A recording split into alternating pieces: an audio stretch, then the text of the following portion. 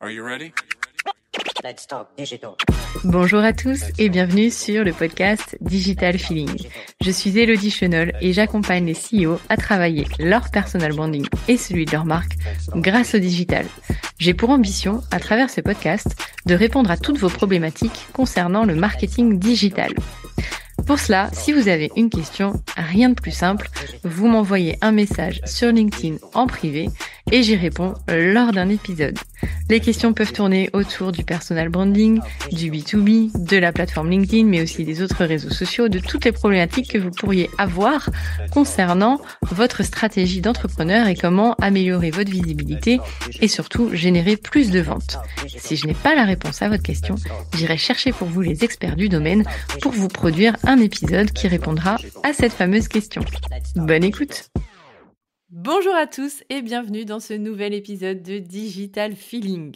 Aujourd'hui, j'ai le plaisir de recevoir Florian Grimaud qui me fait l'honneur, j'ai envie de dire, d'être dans mon podcast et de répondre à mes questions. Florian a un parcours étonnant qui force le respect avec plus de 22 ans d'expérience dans l'automobile et dans le marketing digital. Aujourd'hui, Florian, nous allons échanger sur la communication digitale et par rapport à certaines questions que se pose notre audience. Merci d'être là. Bonjour Elodie, c'est plutôt moi qui ai l'honneur d'être reçu en fait chez toi et dans ton podcast. Et pourquoi? Parce que tout simplement, je te l'ai dit tout à l'heure, mais je vais le redire ici, tu es mon inspiratrice, tu es la personne en fait qui m'a donné envie de lancer mon podcast et surtout je suis un grand fan en fait de ton podcast, donc ça me fait vraiment tout bizarre d'être ton invité aujourd'hui, donc merci beaucoup. C'est vraiment un honneur pour moi. Merci Florian, c'est trop gentil. Écoute, je suis ravie. Je suis émue aussi du coup par ce que tu viens de dire. Puis même, je vais aller plus loin, hein. C'est mon premier podcast. Donc, c'est la première fois que je suis invité dans un podcast. Eh ben, l'honneur est d'autant plus grand. Je te remercie. Je suis vraiment très touchée par tes mots et que tu sois du coup pour la première fois invité dans un podcast et dans le mien, eh ben, ça me touche énormément. Florian, tu as, je l'ai dit en introduction, un parcours vraiment qui force le respect sur la communication. D'ailleurs, tu postes tous les jours sur LinkedIn sur la communication avec une approche très pédagogique qui donne énormément d'informations sur la communication. Tu veux peut-être en dire 2 mots avant que je te pose toutes mes questions? Oh, mais il n'y a pas de problème. Oui, c'est vrai que je poste tous les jours et ça fait maintenant 23 mois que je poste tous les jours. Pourquoi? Tout simplement parce que déjà, j'aime écrire, j'aime partager et surtout sur un sujet aussi délicat que le marketing, que la communication, qui sont des domaines peuvent paraître un petit peu flous, qui peuvent paraître un petit peu bling bling ou même pas très très concrets, alors que nous on le sait, on se base beaucoup sur des études, sur des data et tout ça pour construire nos différents plans marketing communication. Et bien j'ai voulu justement au travers de mes posts démocratiser, vulgariser tout notre jargon marketing communication et surtout de rendre accessible au plus grand nombre en fait notre beau métier et nos belles réalisations. C'est pour ça que je me suis lancé dans un premier temps sur LinkedIn et que grâce à toi aussi, parce que là aussi j'ai lancé mon podcast L'Instant Marketing Communication. Alors pourquoi je dis grâce à toi? Parce que on a beaucoup échangé ensemble avant que je le lance et que tu m'as délivré de très nombreux conseils, de précieux conseils. Donc voilà. C'est vraiment un plaisir pour moi d'être ici et je vais t'avouer que ça fait vraiment bizarre aussi d'être de l'autre côté du micro, si tu vois ce que je veux dire. Bah oui, je comprends tout à fait. Moi, je donne très peu d'interviews, mais j'adore interviewer et c'est vrai que c'est beaucoup plus facile de poser les questions que d'y répondre. Mais je te remercie encore, pour ce que tu fais. Moi, j'adore tes posts. Après, on va arrêter. Oui, c'est pas rémunéré. Oui, on s'aime bien. Oui, je t'ai découvert sur LinkedIn parce que quand même, on ne se connaissait pas avant. Moi, je t'ai découvert, je pense il y a 23 mois sur mon feed LinkedIn. Je t'ai vu apparaître et c'est vrai que j'apprécie, j'invite toutes les personnes qui nous écoutent, si c'est pas déjà fait, tous tes posts autour de la communication qui donnent un éclairage pédagogique, sympa, frais sur la com par rapport à tout ce qu'on peut lire. Donc, merci à toi pour ce partage. Et ça tombe bien, je vais enchaîner avec une question qu'on me pose souvent. Et donc, je me suis dit, autant de se la poser. J'aimerais savoir si tu pouvais nous donner un conseil pour définir une stratégie de communication efficace pour une petite entreprise. Alors pour une petite entreprise, même pour une grosse entreprise, quelle que soit la taille, être présent en fait et communiquer, c'est important et c'est, on va dire, essentiel pour le développement. On a trop tendance à dire que pour les plus petites entreprises, bah, la communication, c'est pas pour moi. Alors qu'en fait, c'est complètement faux.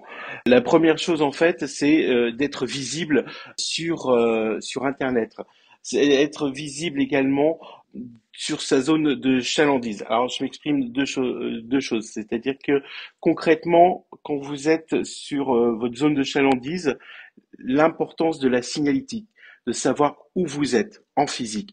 Mais sur le digital, c'est exactement pareil. Donc être référencé, avoir un site internet, d'avoir une vitrine digitale est essentiel, quelle que soit la taille de l'entreprise. Après, si vous voulez aller plus loin, bien évidemment, dans votre stratégie, c'est de pouvoir poster du contenu sur les réseaux sociaux. Et là, en fait, quel que soit le secteur, vous avez la plateforme social media qui correspond en fait à votre audience. J'ai eu beaucoup en fait de boulangers ou de restaurateurs qui me disent bah effectivement moi j'ai besoin de communiquer pour attirer ne serait-ce que des talents, pour attirer évidemment des personnes qui viennent travailler chez moi et je n'y arrive pas. Ok, mais les réseaux sociaux, oui, mais je veux pas être sur LinkedIn. Bah, ça tombe bien parce que finalement, c'est peut-être pas là où les boulangers ou les serveurs ou les cuisiniers se rendent. Par contre, ils vont beaucoup sur Insta, sur TikTok et sur Pinterest. On oublie beaucoup Pinterest en fait. Et l'objectif, en fait, tout simplement, c'est de poster du contenu, surtout quand on est boulanger, quand on est restaurateur, quand on est même dans le bâtiment, vous avez des belles photos à faire, à poster, des ambiances d'équipe à poster, et de pouvoir donner envie de vous rejoindre, donner envie aussi aux clients de venir déguster vos plats, de venir chez vous, en fait, pour consommer. Donc en gros, pour moi, le digital est essentiel, quelle que soit la taille. Il y a le référencement. Alors vous avez les pages jaunes, ce local, autres qui peuvent vous aider, et la présence sur le site internet. Et si vous voulez créer du contenu efficace, et c'est simple aussi de pouvoir le faire avec bah, des photos et des photos de vos prestations. Eh ben, merci pour ce super conseil. Alors, je peux aller que dans ton sens parce que j'ai une forte expertise B2B, mais c'est vrai que de temps en temps, j'accompagne des B2C dans un réseau proche et j'ai accompagné un restaurateur. Donc, ça me parle vraiment ce que tu viens de dire, qui fait des pizzas incroyables. Il est d'ailleurs certifié meilleure pizza napolitaine. Enfin, je sais plus la certification exacte, mais bref. Et il n'avait pas du tout de souci de trafic dans sa pizzeria, mais il avait ouvert un second restaurant un peu plus premium pour faire découvrir un nouveau concept de pizza. Et c'est vrai qu'on est allé sur Insta et que ça a cartonné et aujourd'hui, bah, c'est plus un souci. Mais ces photos sont incroyables et c'est pas facile en fait, il y a plus de coaching à la prise de parole sur ces médias finalement parce que le contenu, ils l'ont. C'est juste le fait de passer le pas de le faire et puis bah, après de le faire régulièrement pour que ça fasse une émulation et que ça crée cette attente de contenu. Mon client est même parti sur TikTok alors qu'il détestait cette plateforme. Oui, mais c'est là où sont probablement ses clients. Et c'est vrai que là, t'as souligné tout à l'heure le fait prendre le pas, oser. Parce que le contenu, oui, ils l'ont avec des plats extraordinaires et autres. Et ça, prendre le pas, y aller, c'est la première démarche vers le succès. Et je vais rebondir sur quelque chose, en fait, même si vous avez beaucoup de trafic, même si un restaurateur, un boulanger, finalement se dit, bah, j'ai pas de souci parce que j'ai une file d'attente, je suis toujours plein, d'ailleurs je refuse du monde, eh bien sachez que c'est là aussi qu'il faut communiquer et communiquer beaucoup sur Instagram. Pourquoi? Parce que si vous refusez du monde, eh bien ça veut dire qu'il y a un marché potentiel et un concurrent qui peut aussi éventuellement bah, se mettre à côté de vous ou dans votre zone de chalandise pour capter en fait ce flux de clientèle. Et plus vous êtes présent sur les réseaux sociaux auprès de votre clientèle, sur votre zone de chalandise, eh bien plus vous pourrez résister aussi à ce genre d'attaque. C'est plus difficile pour un artisan, un boulanger de se dire waouh, il a une super notoriété, il communique énormément en fait sur les réseaux sociaux, il est reconnu par tout le monde comme étant le meilleur restaurateur, le meilleur boulanger, le meilleur boucher. Okay, il y a une file d'attente, mais ils viennent aussi pour lui, quoi. Donc pour moi, je conseille vraiment, vraiment à tout le monde de vraiment communiquer tout le temps et surtout quand ça va bien. Eh ben, c'est un super conseil et je vais dans ton sens parce que c'est ce que je dis. Les clients qui m'appellent désespérés en me disant ça va pas, il faut que je communique sur les réseaux, je les refuse parce que je leur dis non, vous m'appellerez quand vous irez bien parce que sinon vous allez attendre du ROI des réseaux sociaux et malheureusement la communication, bah, on n'a pas de baguette magique, ça va pas faire venir tout de suite tout le monde. Il faut qu'on le fasse posément, sereinement, dans de bonnes conditions pour pouvoir avancer sur les forces. Et les personnes qui généralement sont un petit peu trop dans l'urgence, bah, tu vas me dire si tu es d'accord, mais qui sont trop dans l'urgence, bah, finalement, je leur dis non, concentrez-vous sur votre chiffre d'affaires et après, quand vous aurez dégagé de l'argent, puisque ça demande de l'argent de se faire accompagner, là, vous serez plus serein. Alors, je suis complètement en phase. Quand on est, entre guillemets, on fait appel à la communication au moment où ça va mal, je vais même être peut-être plus radical que toi, pour moi c'est déjà trop tard. Pourquoi? Parce que tout simplement vous allez dépenser beaucoup d'argent pour faire venir du monde et vous allez creuser encore plus vite votre déficit et peut-être aller encore plus vite droit dans le mur. C'est pour ça en fait que j'insiste beaucoup et on partage la même opinion, c'est lorsque tout va bien. Eh bien, c'est le moment de communiquer, d'étendre votre présence, d'étendre entre guillemets votre vitrine sociale et aussi physique. Et c'est là en fait où c'est primordial. Manager surtout quand on est restaurateur, boulanger, manager vos avis clients, votre réputation, c'est quand tout va bien, ça se construit. C'est pas un sprint. Quand ça va mal, on demande d'avoir un sprint, sauf que si on ne sait pas entraîner, faire un sprint, bah, vous y arrivez pas jusqu'au bout. Là, on va parler de marathon, on va parler d'entraînement, et c'est justement, je suis complètement en phase avec toi. Refuser en fait les cas en fait qui sont comme ceci, c'est important. On est en phase. J'avais une autre question qui revient souvent et j'ai envie de te la poser. Parce que tu nous as parlé de Pinterest, j'ai parlé de TikTok. C'est vrai que c'est pas forcément des réseaux auxquels on pense tout de suite quand on est entrepreneur et qu'on se lance. Et du coup, la question qui revient souvent, c'est comment choisir les bons canaux de communication en fonction de son audience cible. Là, il n'y a pas de recette miracle. Il faut bien connaître ses clients. Alors évidemment, on va parler de persona, on va parler de tout ça. Qui sont vos clients? Est-ce que c'est une clientèle un peu plus âgée, une clientèle relativement jeune, un mix de tout? Et ça, en fait, va déterminer réellement la plateforme que vous pouvez prendre. On a tendance, en fait, à vouloir, quand on débute, se dire, je vais aller sur TikTok, sur Instagram, sur Facebook, sur X, sur YouTube, parce que ceci, parce que cela, et etc., etc. En fait, c'est une bêtise. Pourquoi? Parce qu'en fait, maintenir et créer du contenu sur différentes plateformes, c'est compliqué, hein, c'est chronophage. Donc il faut mieux se concentrer sur une à deux plateformes. Pourquoi deux plateformes minimum? Parce que si jamais il y a un souci avec l'une, vous pouvez entre guillemets reporter sur l'autre. Et surtout pour moi, en fait, c'est de bien connaître votre typologie de clientèle pour mieux choisir votre plateforme.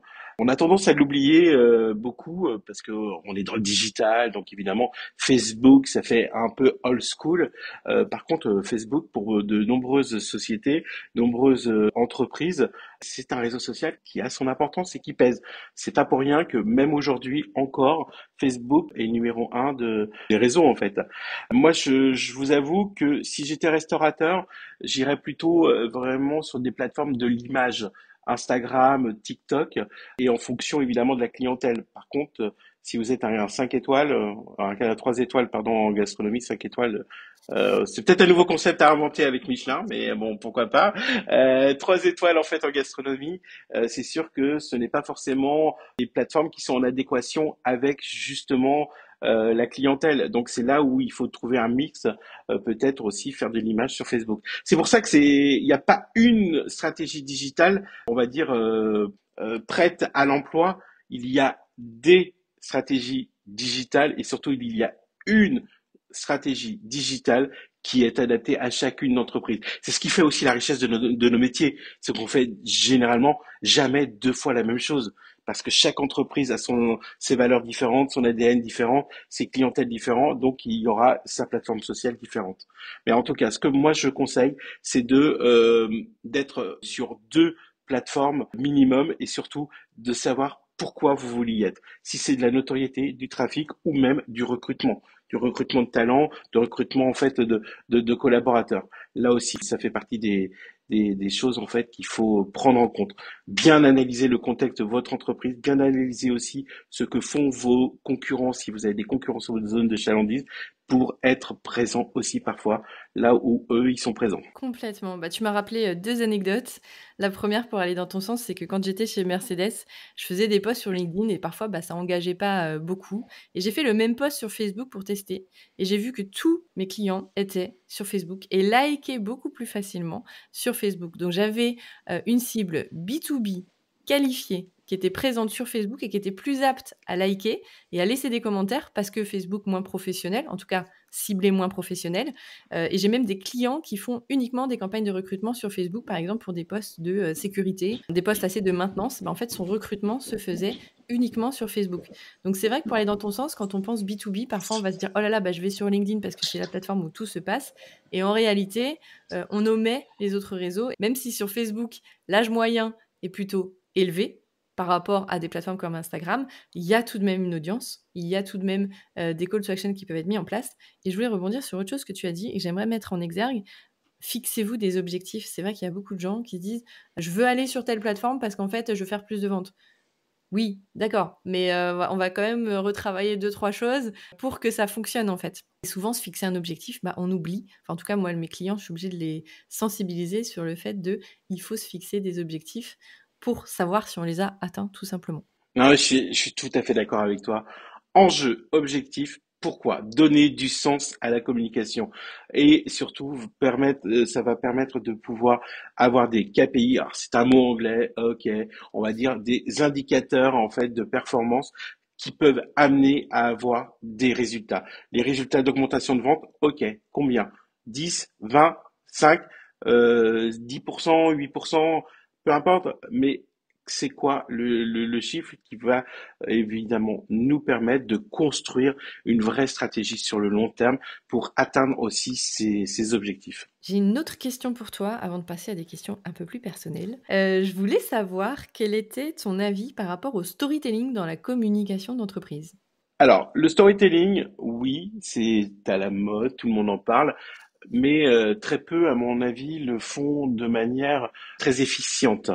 Je m'exprime, je vais expliquer en fait tout ça, c'est-à-dire qu'un storytelling, je sais que beaucoup critiquent le mot authentique, mais attention, dans le dictionnaire, le mot authentique ne veut pas dire en fait que ce soit brut de fonderie. Le mot authentique aussi dans le dictionnaire signifie que finalement ce sont des valeurs qui sont réelles, intrinsèques, c'est quelque chose en fait où on ne raconte pas de messages, on va dire, erronés. Je prends juste un exemple, dire que tout va bien chez moi, que je suis, on va dire, la merveilleuse entreprise du monde, que j'ai un service client extraordinaire et que ce n'est pas le cas, ou que même les employés du service client sont, entre guillemets, dans des conditions qui sont pas extraordinaires, ça, c'est pas vraiment authentique, c'est pas vraiment au top. C'est-à-dire que le storytelling, le vrai storytelling qui fonctionne bien, c'est celui qui est basé sur les vraies valeurs, mais des vraies valeurs qui gangrènent toute la société.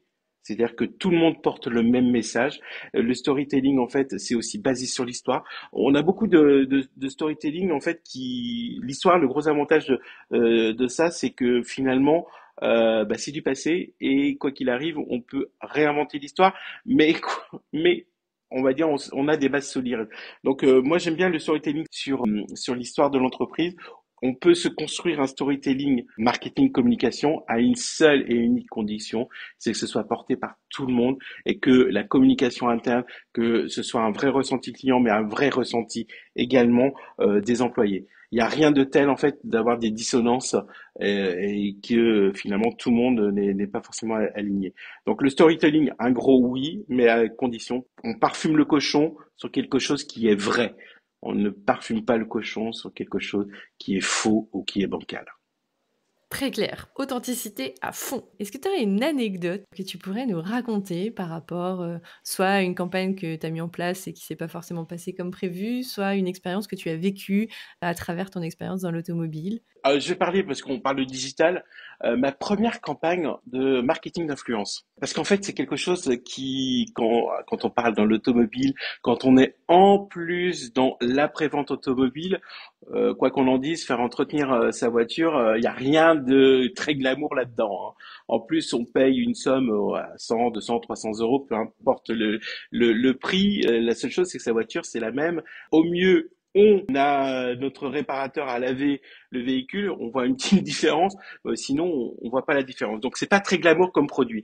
Donc faire une campagne d'influence marketing, je me suis posé énormément de questions. J'ai mis une année et demie en fait de réflexion avec une agence, on a brainstormé et j'ai trouvé la perle rare.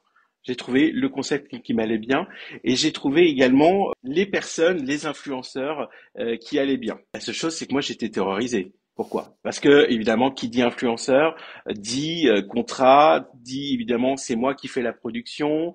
On est dans du contrôle parce que attention à mon image, on fait partie d'un grand groupe, attention à ce qu'on dit, à ce qu'on fait, etc., etc. Et cetera. Et je dis, je vais passer une journée de tournage mais de malade parce que je vais toujours dire oui, non, je vais me faire virer du plateau. En gros, voilà ce que je me dis. Et puis alors là, j'ai découvert des professionnels. Je tiens à le dire parce qu'on a trop tendance à dire que les influenceurs, c'est vas-y, on fait les choses très vite. Et là, pas du tout. Des influenceurs qui sont sympas, qui t'écoutent, qui écoutent le message et qui à un moment donné disent, écoute, j'ai compris le message, maintenant laisse-moi faire, tu regardes, tu t'assois ici et laisse-moi faire. Eh ben, j'ai passé une journée de tournage où j'étais au spectacle et que pour la première fois, je me suis tu parce que j'ai été bluffé par le professionnalisme, le respect des marques et le tout en fait avec leur personnalité et le tout de façon en fait où je n'ai rien eu à dire. Et ça en fait pour moi c'est une grande claque où beaucoup de personnes ont peur en fait de l'influence de l'UGC, ont peur en fait de ce que peuvent dire les clients, que ce que peuvent, pourquoi je ferais de l'influence, parce qu'on a tous en tête des influenceurs de la télé-réalité.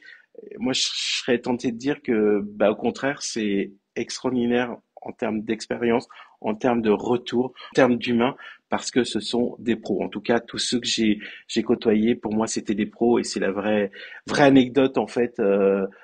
Positive qui me vient spontanément à l'esprit parce que je n'avais pas les questions. Donc effectivement, je te réponds la première chose qui me vient à l'esprit parce que ça m'a marqué. Ça m'a vraiment marqué ce professionnalisme hein, dans un métier où finalement on a plutôt tendance à croire que on y va, on pose son iPhone et puis basta, je fais n'importe quoi sur LinkedIn alors qu'en fait c'est des pros et c'est des équipes qui ont vraiment l'habitude. Eh ben, tu fais bien de le noter, parce que c'est vrai que des anecdotes positives avec des professionnels qui t'accompagnent pour avoir été du côté de l'annonceur pendant quelques années aussi, c'est quand même assez rare pour le souligner. Non pas que les autres sont pas professionnels, mais ce que tu disais en amont, c'est vrai que tu es très sollicité sur, valider plein de choses et quand tu as des gens qui sont là et qui te disent: «Non mais t'inquiète pas, c'est bon, on va gérer et on va faire ça bien», bah, il y en a pas tout le temps et c'est, assez important pour le souligner aussi et pour améliorer peut-être l'image des influenceurs, parce que c'est vrai qu'on va penser tout de suite à des Nabila ou à vendre de l'eau de son bain, alors que bah non, il y a des influenceurs dans le monde du B2B qui font ça très bien. J'en connais quelques-uns qui sont hyper pros et qui vont vraiment prendre à cœur les motivations du client pour délivrer le meilleur message en accord avec leur audience. Donc tu fais bien de le souligner. J'avais une autre question, et c'est vrai que je t'ai pas envoyé les questions avant, parce que comme ça, bah, c'est spontané aussi. Quel est le meilleur conseil que tu aies reçu en matière de communication? Je tends la perche, parce que souvent, tu cites quelqu'un dans tes posts. Je sais pas si ça va être lié, sinon on en parlera après. Je te laisse répondre. Alors en fait, je vais avoir deux personnes. Je suppose que tu parles de Frédéric Oui. Fougera. Voilà. Frédéric Fougera, en fait, est pour moi le capitaine de l'équipe de France des directeurs de communication. C'est vraiment un exemple à suivre et j'ai la chance, en fait, de pouvoir le connaître. Donc, Frédéric, si tu écoutes ce podcast, bah, tu sais tout bien que je pense de toi, mais je te le dis là au travers de ce podcast. Pour moi, c'est important, en fait, de pouvoir rendre être pédagogue sur nos métiers. Nos métiers en fait qui sont très mal connus, très mal aimés aussi. Bon, il y en a d'autres métiers, on est bien d'accord, mais celui-là en fait c'est quand même le premier axe quand on a une crise, quand on a des contraintes budgétaires, c'est quand même le premier secteur, le premier domaine où on va couper les vivres. Alors qu'en fait, parfois, c'est justement là où il faut pas couper quand on passe une crise. Donc ça, c'est vraiment tout ce que fait Frédéric pour vulgariser tous ces domaines, pour inspirer, pour être pédagogue et pour justement porter haut les couleurs de la communication. Pour moi, c'est important. C'est d'ailleurs ce que tu fais aussi, Elodie, au travers de tes newsletters, de tes podcasts et également de ton fil LinkedIn. Donc, on est tous dans la même veine en fait là-dessus. Donc, c'est déjà positif. C'est extraordinaire déjà ce que vous faites. Donc, vous êtes très inspirant. Effectivement, on a besoin de mentors, on a besoin de personnes inspirantes. Et finalement, tu me donnes l'occasion dans ce podcast de parler évidemment des personnes qui m'inspirent. Et Frédéric et toi, vous en êtes évidemment les dignes représentants. Et je vais ajouter une autre personne. Je vais pas le nommer, il se reconnaîtra. C'est aussi un de mes boss qui m'a dit aussi une chose. Si tu ne veux pas être embêté, maîtrise tes chiffres. Et ça, en fait, c'est pour moi important, surtout dans nos métiers de communicants, dans nos métiers de marketeurs, de pouvoir maîtriser ces chiffres, maîtriser ces bilans, maîtriser, entre guillemets, et d'apprendre par cœur. Moi, j'apprends par cœur mes bilans pour pouvoir dire, OK, j'ai sponsorisé une émission de télévision de danse avec éventuellement des stars, bon, comme ça, on nomme pas l'émission, mais on a tous compris.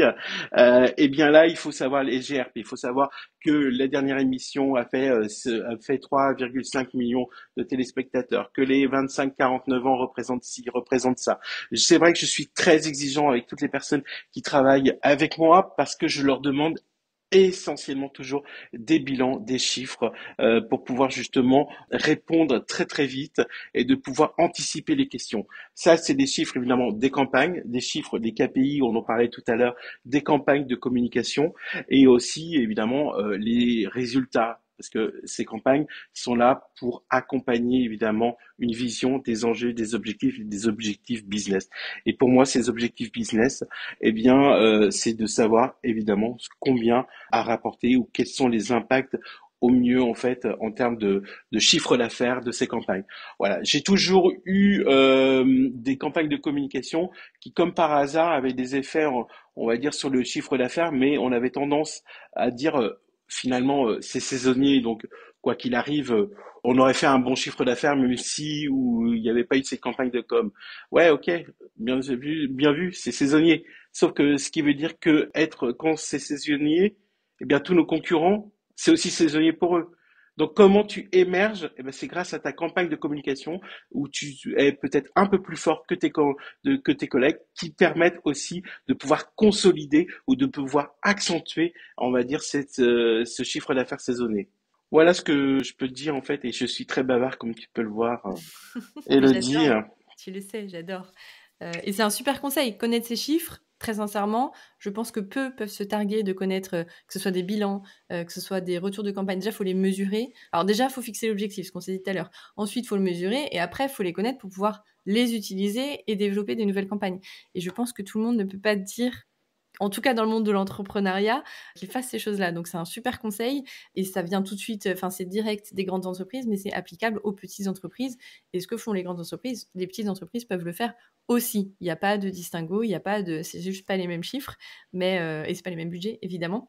Mais de connaître ce qu'on fait pour pouvoir l'améliorer et faire autre chose, c'est un super conseil. Je voulais vraiment rebondir sur ce que tu dis parce qu'en fait, petites ou grandes entreprises, évidemment, c'est le même concept. Le gros avantage des plus petites entreprises, on va pas non plus se voiler la face, c'est que la prise de décision, l'agilité, dire OK, banco, on va sur telle campagne de com, la proximité avec tout de suite la personne qui vous dit oui, la personne en fait qui est en charge de ça, c'est celle aussi qui va regarder en fin de mois combien ça a rapporté et sur l'année exactement pareil.